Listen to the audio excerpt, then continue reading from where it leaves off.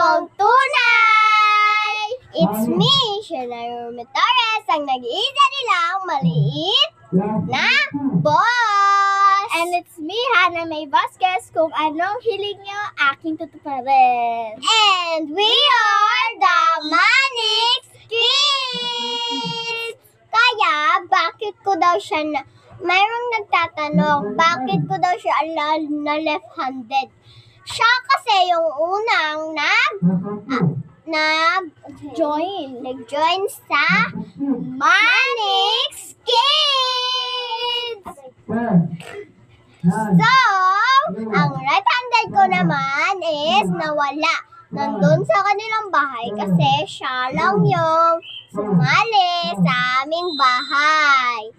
So, aming tutong bahay, ang mga kabembel. And siya po, taga dyan lang po siya sa likod ng aming bahay. Yeah. Meron siyang ginawang mga room, guys, para sa mga Manix Kids. So, ang Jexpam is laos na.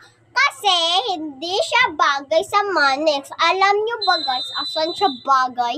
Sa lata ng sardinas. Ito naman.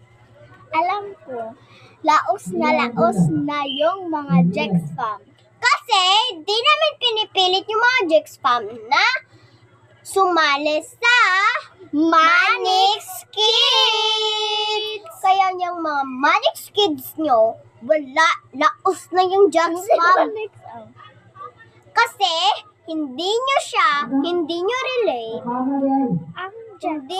relate ang Manix Kids. Kaya magaganda kami mga Manix Kids. Kasi bawat room meron kami. Kayo wala. Kayo tapad-tapad lang kayo. Pagilid-gilid ng si Ayesha. Copycat naman. Sino bang nagsabi, Ayesha? Tanong ko lang. Sino bang nagsabi na copycat yung Manix? Ikaw nga copycat sa lata ng sardinas. Ang amoy mo, ang amoy ng perfume ni Mami Jack. So, ang sasabihin ko, kung gusto nyo mag-join sa Manix Kids is mag-audition kaya.